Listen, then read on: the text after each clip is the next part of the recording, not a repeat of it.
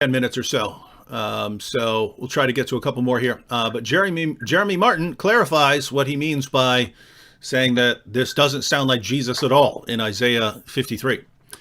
So he says, the man in Isaiah 53 was rejected by mankind almost universally.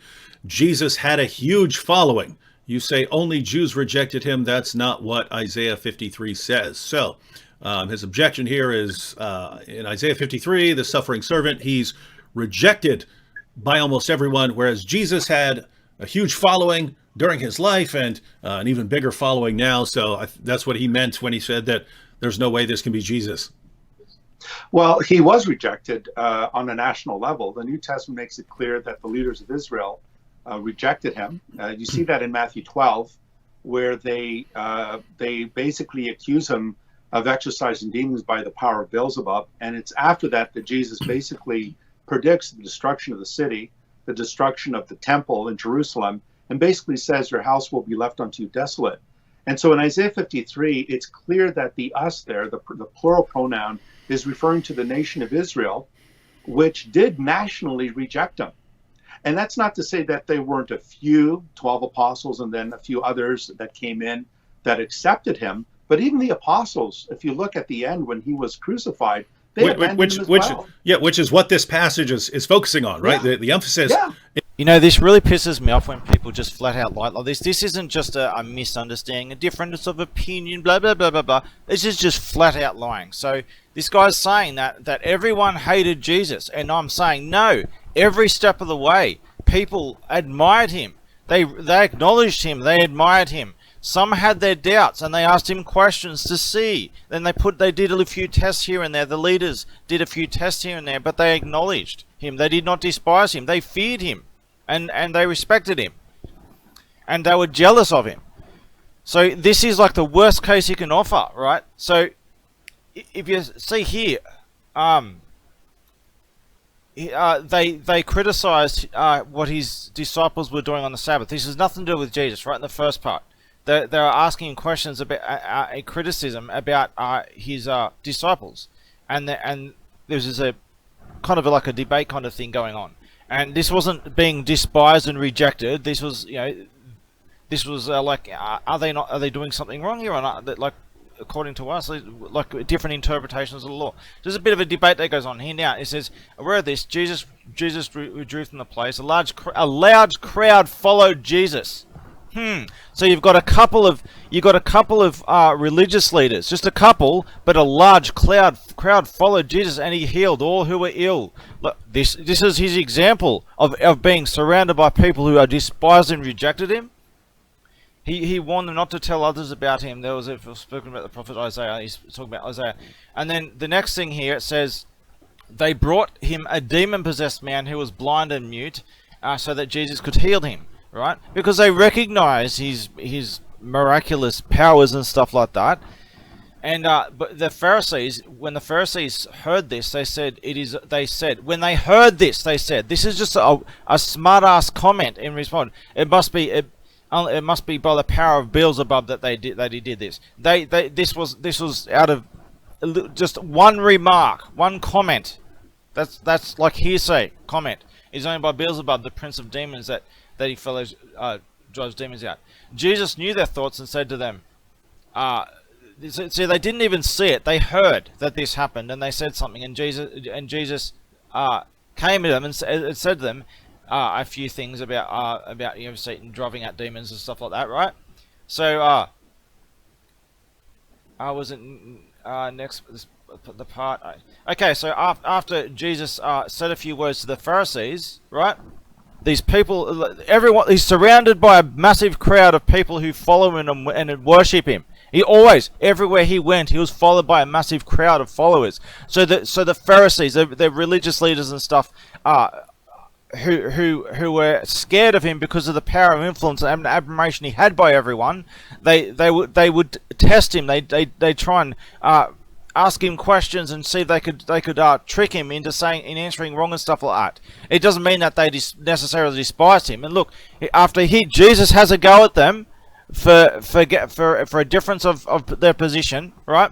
And they don't go spitefully attacking him. Here's what they do: Then some of the Pharisees and teachers of the law said unto him, Teacher, we want to see a sign from you. So these are people, they're not sure if he is the one. They're testing him, they're asking him questions to see if he knows this and that, to see if he really was the one. And they're saying, Teacher, they're calling him, these are the religious leaders calling Jesus their teacher. So we want to see a sign from you. They want to see a sign from him because just to be sure that he really is the one. So they were squabbling amongst themselves. Is he really the one? Is he not? If you look at the Last Supper, it's a symbolism of two different groups. One group saying that he is the one, the other group saying he's not the one.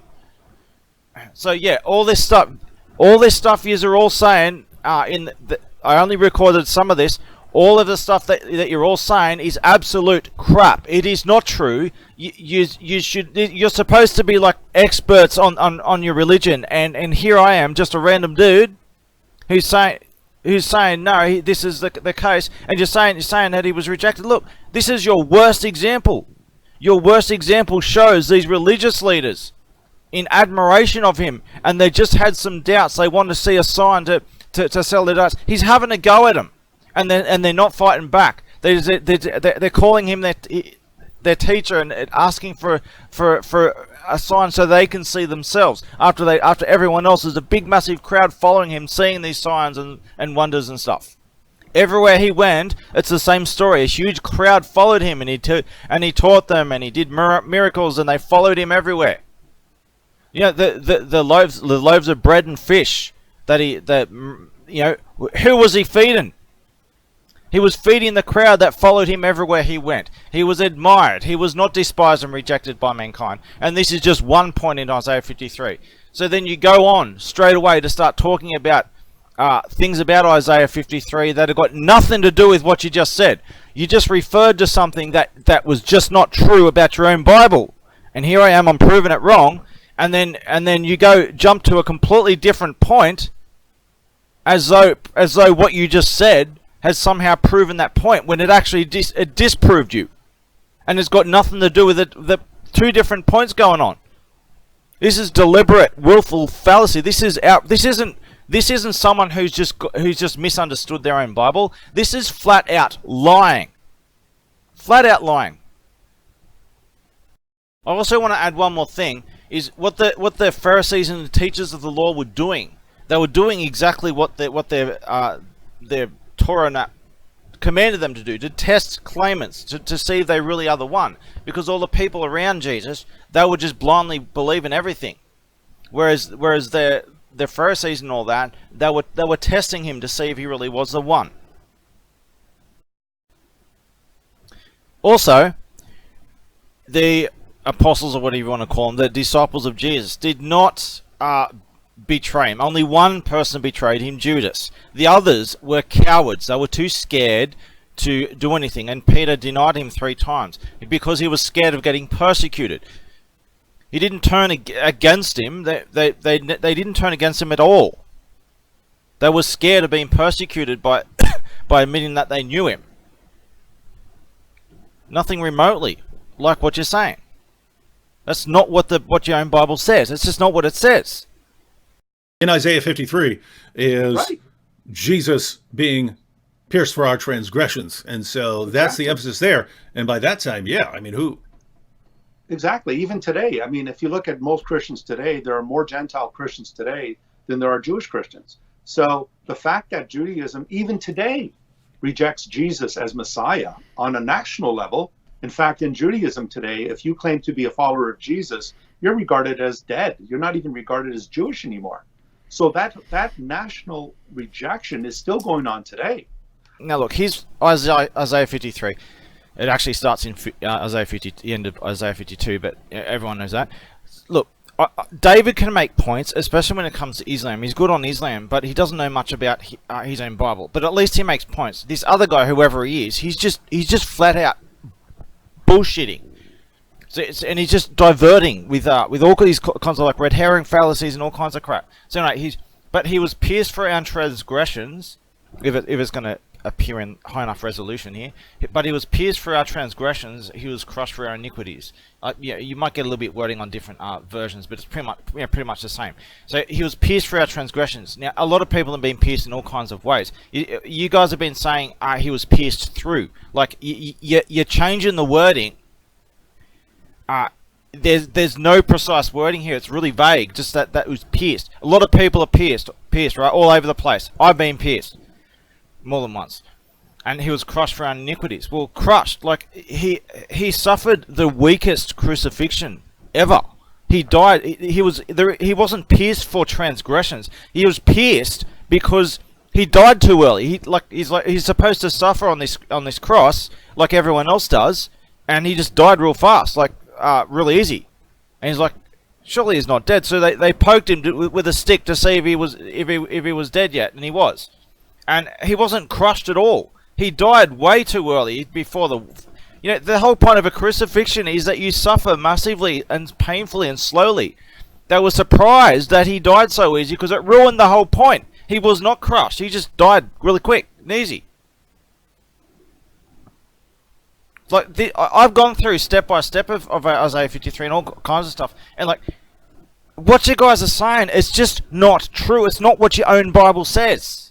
You're just so used to traditional dogma nonsense, and trying to twist words with mental gymnastics, and it's just read what it actually says. And if you actually look in the footnotes of things and stuff, it says what like for he was that he was cut off from the land of living, that he was punched. The thing about that he was dead, he was considered dead. He wasn't killed. He was considered dead.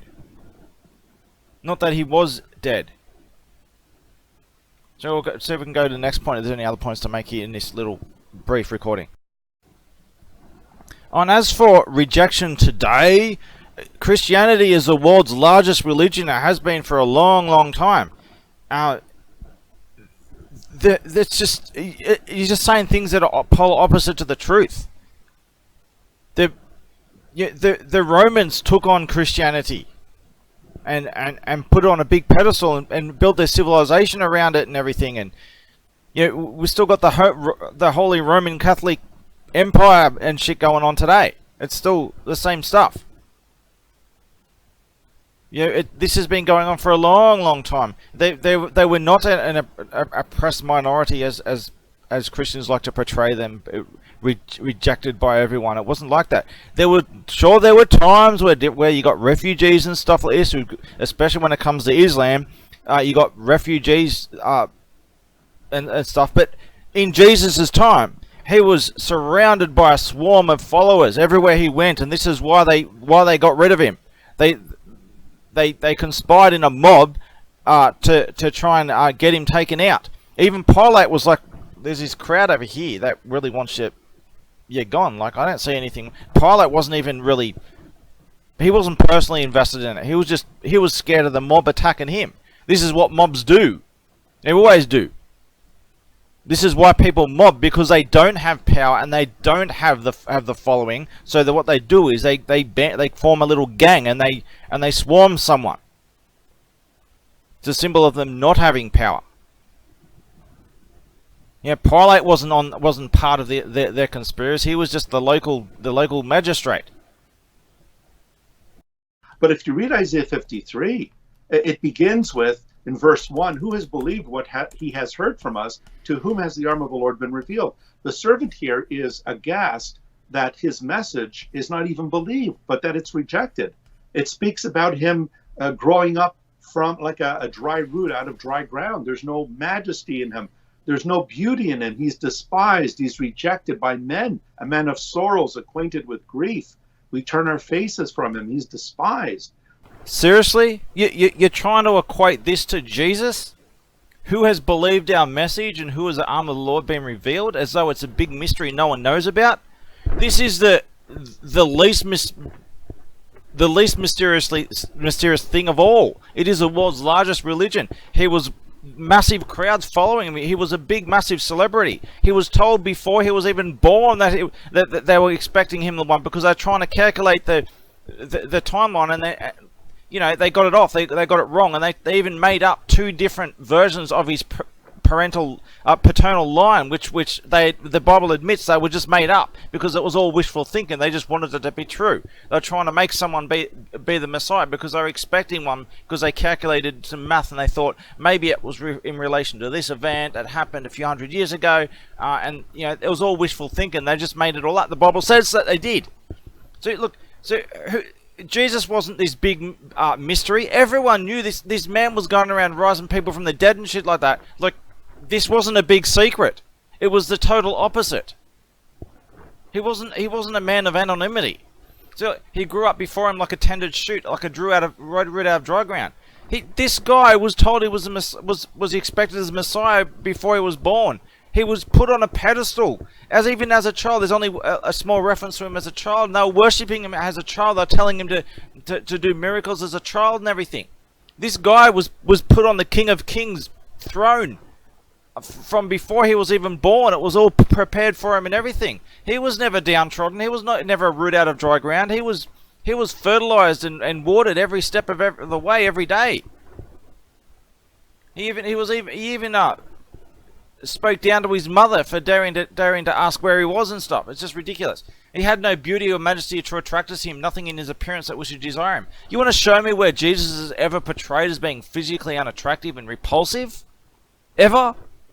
No, it's not.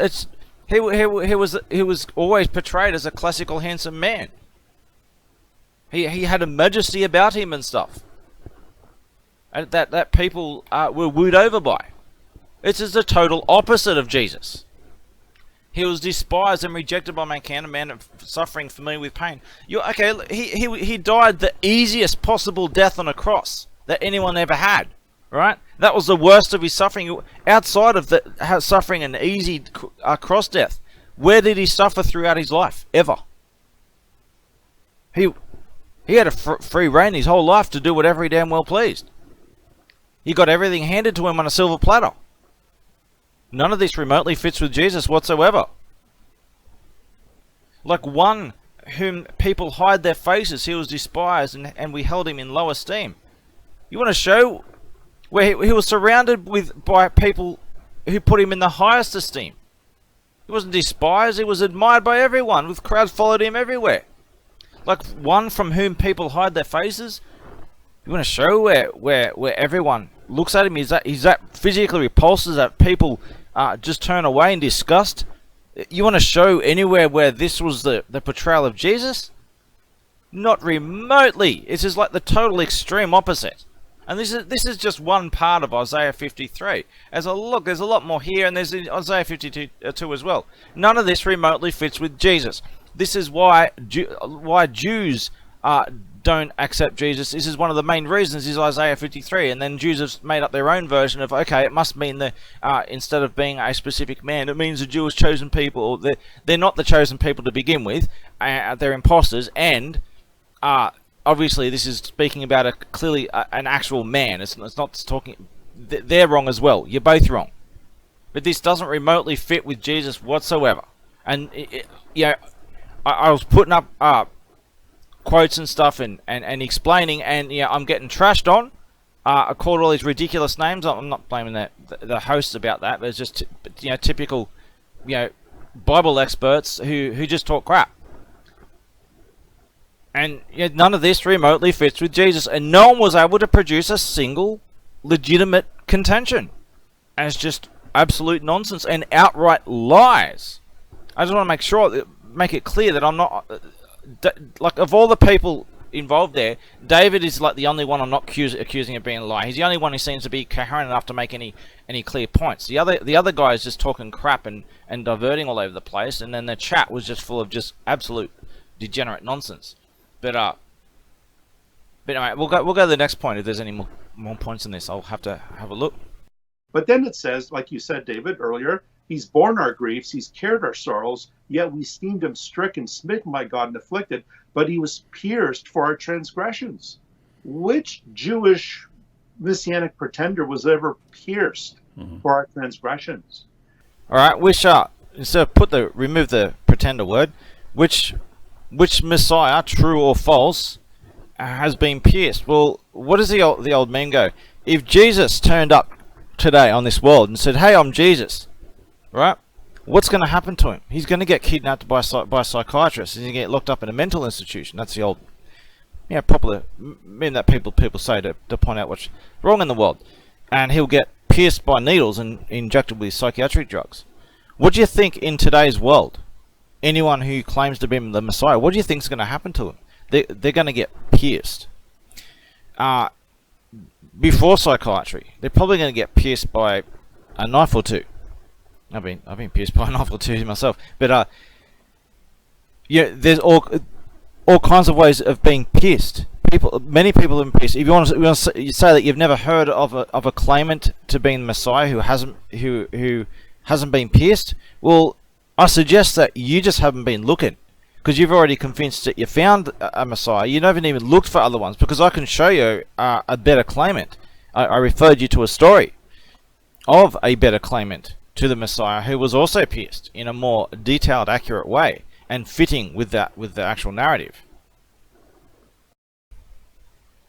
Oh yeah, and when was Jesus ever considered afflicted and cursed by God?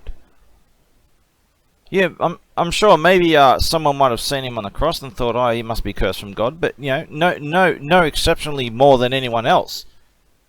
And that's just a hypothetical. He didn't live a life that everyone looked at him and thought, you're horrifically disfigured your whole life. All the horrors that you've been through, you must be cursed by God or something. Jesus never experienced a life like that. He had the total extreme opposite. Oh, one final thing on that is, how was Jesus pierced for our transgressions? I already covered that. Like, he was pierced because they thought he was dead. It had nothing to do with transgressions, and he was already dead, so how was that a transgression? It was a corpse. So he himself wasn't really pierced either. Even that wasn't even true. I don't see how that's got anything to do with transgressions. But if you had a true Messiah, if Jesus or another Messiah who may be the true Messiah turned up today and said they're Messiah, well, as I said before, they'll get kidnapped by psychiatry and pierced with needles and injected with drugs and tortured and shit. That's a transgression, a violation of human rights in the worst possible way. That's torture and mutilation in the worst possible way. Deletion of someone's very personality and turning him into a permanently brain dead zombie with brain damage, poison and shit. That's a transgression, and it's a transgression of the people, because this kind of thing happens to people all the time. Like government whistleblowers, they get kidnapped, labeled with imaginary mental illnesses, and dark horrors are done to them behind closed doors, and everyone turns a blind eye, knowing that it happens. That's a transgression of all the people who allow it to happen knowingly and turn a blind eye out of convenience. What happened to Jesus wasn't a transgression, but that is a transgression. Oh, and as for in Jesus' scenario, being pierced being a transgression, I think that anyone would really consider that as actually a mercy. Killing someone with a spear to make the cross suffering quicker. That's the whole point of a cross, is to have a long suffering in public humiliation, to end their life then and there. That's a mercy. It's not a transgression. It's the opposite. And then it says, we all like sheep have gone astray, and the Lord's laid on him the iniquity of us all. Well, if the Bible says that you've all gone astray, have you ever considered that you've gone astray and that you've got it all wrong? Because your own Bible says that you will get it wrong. Ever thought of that? It talks about how he was oppressed, he was afflicted. It says he, like a lamb, there's that lamb language, a sacrificial, like a lamb that is led to the slaughter, like sheep that before its shears are silent, he did not open his mouth. Now, that doesn't mean Jesus didn't say anything. What it means is he didn't say anything in his defense. You're just making things up. You're just twisting the wording. You're just adding and removing words to make it sound like something completely different than what's actually says. It clearly says that he would not open his mouth like a sheep to the slaughter. He'll be dead silent. You're just making stuff up, dude. Also, we're up, except for the final day of Jesus' life. Where was he ever oppressed and afflicted? Do you know what the term affliction there means? It actually has a historical meaning, a context to the word. It's talking about what's called the stigmata, is what people call it. It's actually a skin condition called psoriasis. It's a skin affliction. That's what it means. There's no record of Jesus ever having this affliction. This is why when people, especially Catholics, talk about the stigmata, they're talking about a mystery skin condition where you would bleed, you would get these sores and they would start bleeding. It's called psoriasis, and it's actually a trait of the chosen people, who are not those who identify as Jews. He in fact incriminated himself before the high priest. And then it talks about he was cut off, which is a Hebrew word that means to experience a violent death. He was cut off from the land of the living. You're just making stuff up again. You're just inventing words. If you go to any Bible, look, I mean, BibleGateway.com, right? We'll go. Where is it? For he was cut off from the land of the living. This is like these are recent translations. You might not know that your own Bible, whichever version you got, is probably like only a few months old, maybe a few years old. These are changed all the time. I'll show you something after this, and I'll show you. But look, we'll go to the footnotes. We'll see, because this is edits and stuff that are really important edits that are worth noting, right? Isaiah 53:8. There we go. He was cut off from the land of the living. It says, or generation considered that he was cut off from the land of the living. Considered. He was considered dead. This is saying, no, he wasn't dead. He was put through hell, and everyone thought that he was dead when he wasn't. His generation considered him dead and gave up hope of trying to rescue him. This is not what happened with Jesus, and the narrative of Jesus has come what it is because it didn't fit and things have been changed. But as he says, considered cut off from the land of the living. If you are considered cut off from the land of the living, it's very different than being cut off from the land of the living. It means you are not dead, but people thought you were dead. Just to prove the point I was saying before, you got to be really careful about what you're reading, because it is not perfectly preserved. It has been dramatically changed all over the place. I'm not saying that there isn't value to be found in it. You need to understand what you're reading. So look, we got King James Version, Song of Solomon 5:10. This is about the chosen people who have been replaced, as the very Bible says they will be replaced by impostors. Here we go. KJV says, my beloved is white and ruddy. Alright, here's New Living Translation. My lover is dark and dazzling. So how does white and ruddy turn into dark and dazzling? You think this is an accidental translation? Deliberate edits are made onto every Bible version on a regular basis, and you need to understand what you're reading. You're not reading the Word of God. You're reading like a faded mirror image that's been copied over and over again. But you need to understand the purpose of these books. They're not supposed to be dead accurate in everything that's written in them. The purpose is the whole purpose of this is to tell a certain narrative of history, just to show some important points about history, and the big secret is in certain prophecies that no matter how much all these books are going to be corrupted, the key prophecies about the Messiah will not be corrupted, and every attempt to corrupt them ends up doing the opposite. That's the whole point of it. It was all a big trick. And it was all done to verify who he is to the stubborn and willfully ignorant. Their own attempts to try and corrupt and twist it end up backfiring and firing on them and causing the very thing that they're trying to stop. That's the whole big secret. And that he made his grave with the wicked, with a rich man in his death. And it was the will of the Lord to crush him and put him to grief. And then it says that his soul makes an offering for guilt. But then he would prosper in The will of the Lord will prosper in his hand. Out of his anguish, his soul shall he see and be satisfied. And then he says, by his knowledge shall my righteous one, my servant, make many to be accounted righteous. And so, and notice the language there, David. Through my righteous one, he will make many righteous. So the righteous one makes many righteous. And that is what the New Testament calls justification. Well, again, Jesus wasn't crushed. He suffered the easiest. All his disciples, his key disciples, they suffered horrendous deaths, far worse than Jesus. Jesus had it easy. His very death, his punishment, death, it was very easy. You think that if he's supposed to be the Messiah who suffers this really key death, that it's supposed to be horrific and stuff, and it's all exaggerated. He suffered an easy death compared to everyone else around him. They all suffered horrific deaths in comparison. So many people have died martyrs in the name of Christianity, and they've all died far worse deaths than Jesus. Oh, and what's this about justification? It sounds like you're quoting Paul. Are you a Christian or a Paulian? But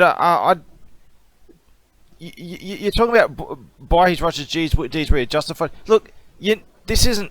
It's like you take one vague sentence that like a follower of Jesus said somewhere who Jesus may have criticized, or someone who never even met Jesus, and then you build like a whole system around one vague statement. This is like, there's a term called mental gymnastics to describe what you're doing. It's ridiculous, and just don't do it. Like, if you have to twist things like this, just admit you're wrong. Just don't try and twist things, and don't try to justify a lie, because that's what you're doing. You're lying and you're trying to justify a lie. And as for justification, what you're really talking about is some will be condemned and some will be justified. As Jesus said himself, he said that another one will come, not him, but another one will come. And you need to watch the big movie I referred to. If you look it up, Jeremy Martin, The Greatest Story Ever Told, a playlist of 60-something videos. It goes through this in intricate detail.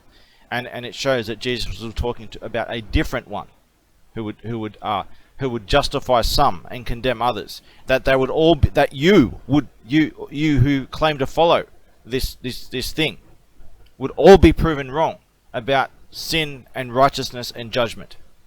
That your own Bible says that you, the followers, will be proven wrong when the Messiah comes, catastrophically wrong about everything.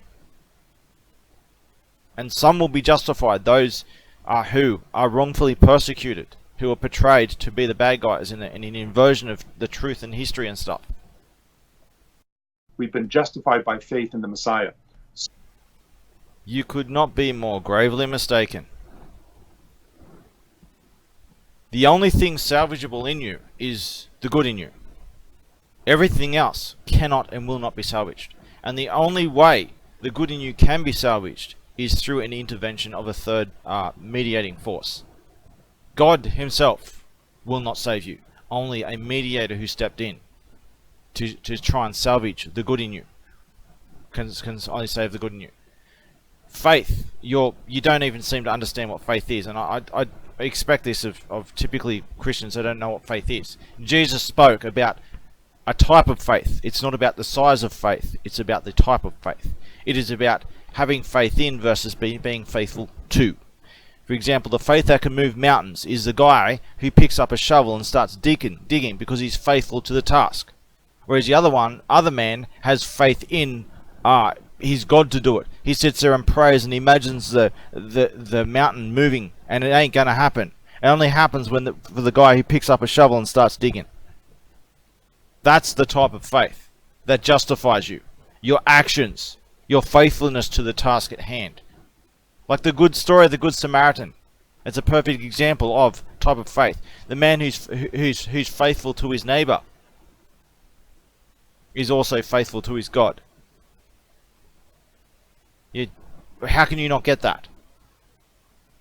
This is the one thing that angered Jesus and turned him violent. Hypocrisy. Belief doesn't make you right. It makes you crazy. It makes you insane. It makes you an ideologue, a mindless drone. It doesn't matter what you believe, but why you believe it. Intention is everything. And it leads to actions. Your actions are what justify you. Nothing else, nothing more, nothing less. So, I don't know why Jeremy has issues with this, because if it's not Jesus of Nazareth, then who under God's blue sky could this refer to? Mm-hmm. It's not the nation of Israel. Who's the only candidate that we know who was pierced and that was esteemed as accursed by God? The only candidate is Jesus of Nazareth. Well, I did give you a candidate. If anyone, I doubt you're going to even look, but I gave you the story to start. There's a lot more where that came from. I gave you a candidate. A comparison of Isaiah 53 between Jesus and this candidate. See for yourself. Or don't. It's your choice. I can't force it. All I can do is offer. But there is such a candidate, and that's what I was trying to tell you.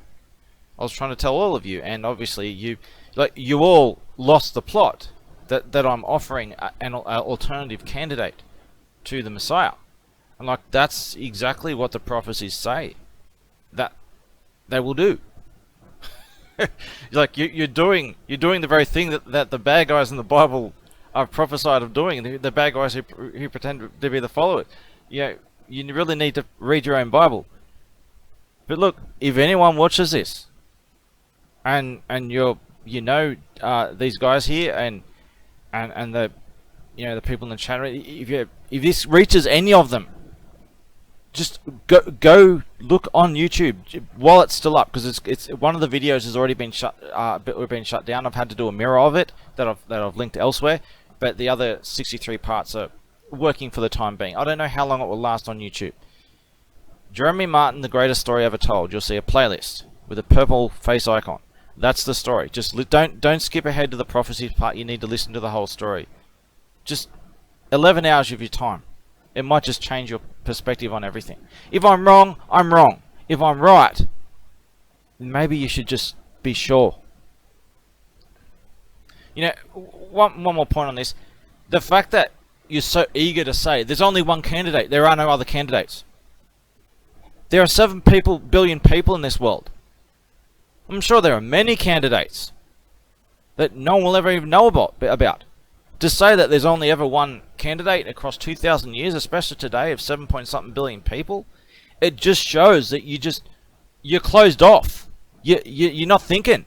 You're trying to defend something that's indefensible, and you're abandoning the truth. That's wrong. How do you expect? What's gonna what do you expect's gonna happen when you're gonna do that? The truth doesn't need to be defended. It needs to be exposed and tested in the fire. It speaks on its own. It needs to be unleashed to prove itself.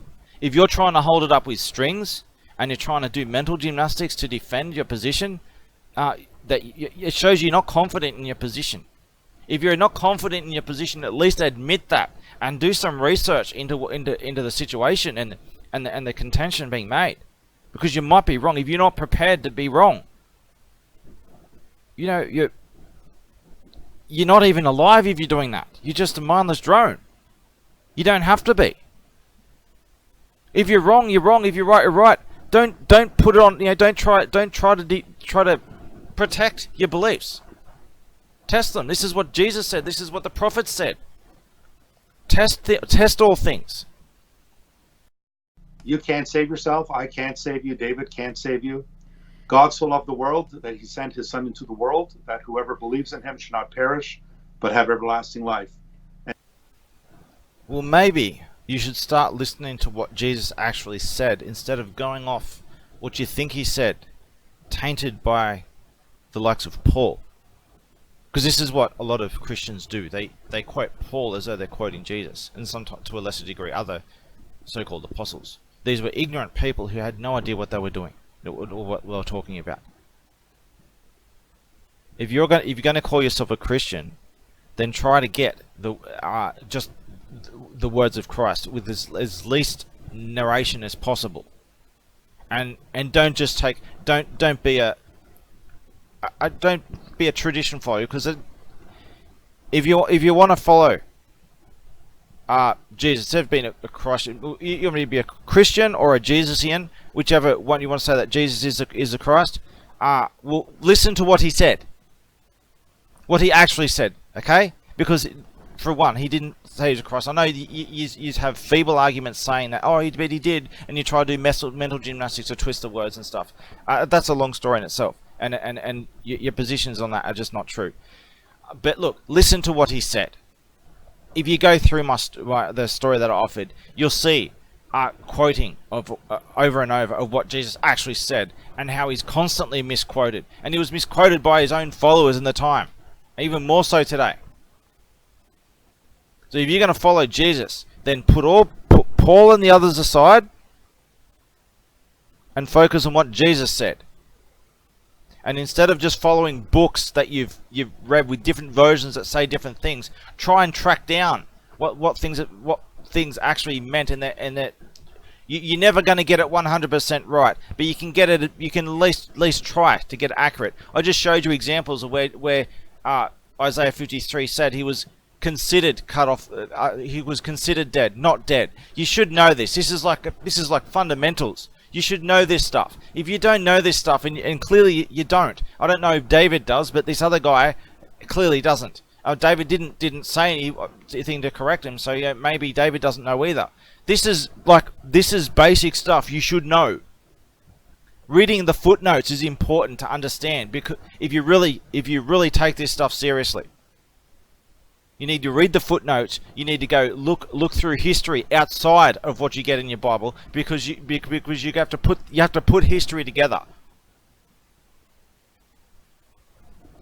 So pay attention to what Jesus said and put all the rest aside, and trying to get the best accuracy you can, and understand what you're reading.